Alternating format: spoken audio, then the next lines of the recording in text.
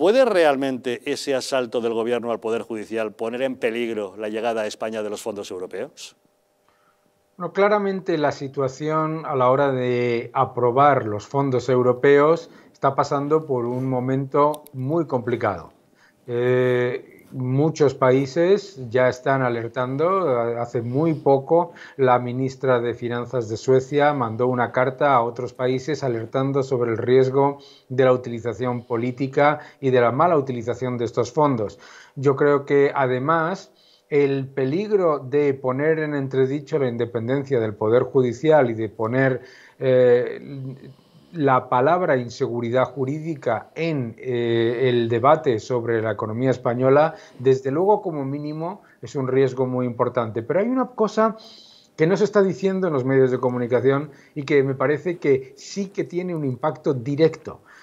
Junto con la manipulación de la votación para el Consejo General del Poder Judicial, etcétera, el Gobierno quiere también cambiar la ley por la cual se instrumentaliza la concesión y la contratación de inversión pública. Esto sí que puede generar un problema, porque al quitar la transparencia y al quitar los mecanismos que existen de control en la concesión de ayudas y de contratación pública, ahí sí que la Comisión Europea sí que puede tomar cartas en el asunto y decidir no apoyar. ¿Cree usted que la caída del PIB que el Fondo Monetario pronostica para España puede ser ajustada y real o que puede ser incluso peor? Bueno, tenemos la historia, ¿no? La historia de las estimaciones del Fondo Monetario Internacional es que nunca son demasiado negativas, es decir, tiende a equivocarse en ser demasiado optimista.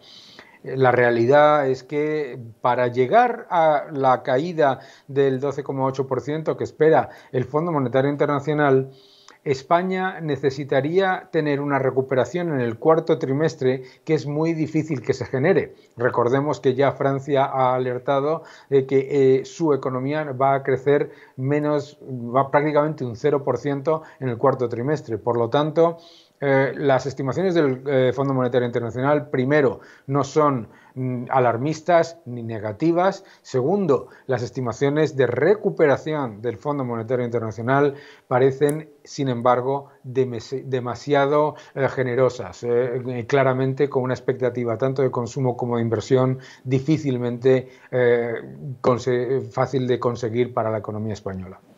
Vamos a repasar un par de datos. Una deuda pública que alcanza el 123% del PIB y una reducción del número de ocupados a menos de 19 millones de trabajadores, ¿son datos ajustados?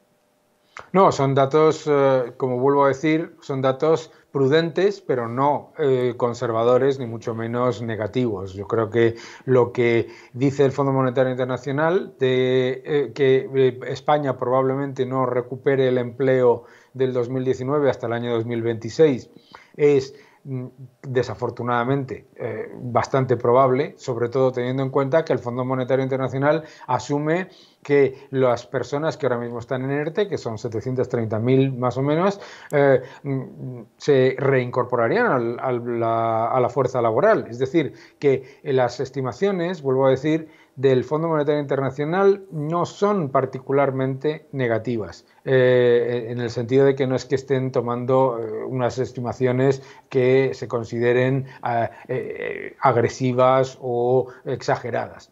Y ¿por qué es grave? Es muy grave porque se está conformando una triple amenaza para la economía española. Por un lado, la amenaza vía seguridad jurídica que impide que la inversión y el empleo se fortalezcan, que es lo que más necesitamos en este momento. Segundo, una amenaza vía deuda que nos puede llevar a una crisis de deuda en los próximos meses. Y tercero, un gobierno que lo fía todo a unos fondos que ahora mismo están más que cuestionados.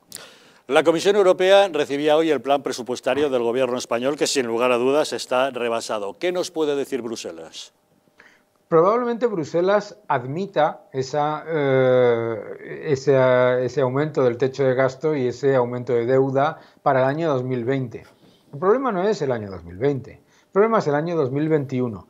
En las estimaciones del Fondo Monetario Internacional, las estimaciones del Banco Central Europeo, en las estimaciones de consenso en general, España seguirá siendo el país con mayor déficit de la Unión Europea en el 2021, en el 2022, en el 2023 y en el 2024 si se mantiene esta senda de gasto.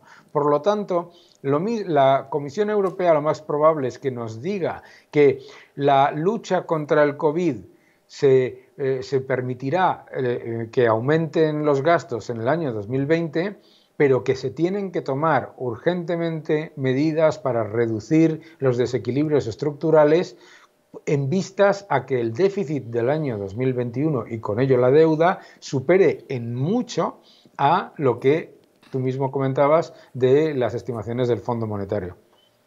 Y un último detalle, don Daniel, ¿por qué España acusa esta crisis de un modo mucho más duro que el resto de países desarrollados? A España siempre se dice lo siguiente, tenemos demasiada dependencia del turismo. Y es una falsedad porque países que tienen una exposición al sector de turismo, por otro lado, que no se debe demonizar, que se debe apoyar, como han hecho todos los países líderes, van a caer menos. Y además, porque España va a caer más en el año 2020 que países, por ejemplo, que tienen no solo la doble exposición al turismo y al petróleo, que se ha desplomado un 35%. Y recordemos que un petróleo barato nos beneficia a nosotros, o sea que deberíamos haber caído menos que los países petroleros expuestos al turismo y vamos a caer más. ¿Por qué? Por tres razones. La primera, porque el gobierno ignoraba las señales de debilitamiento de la economía ya en 2019 que eran muy obvios.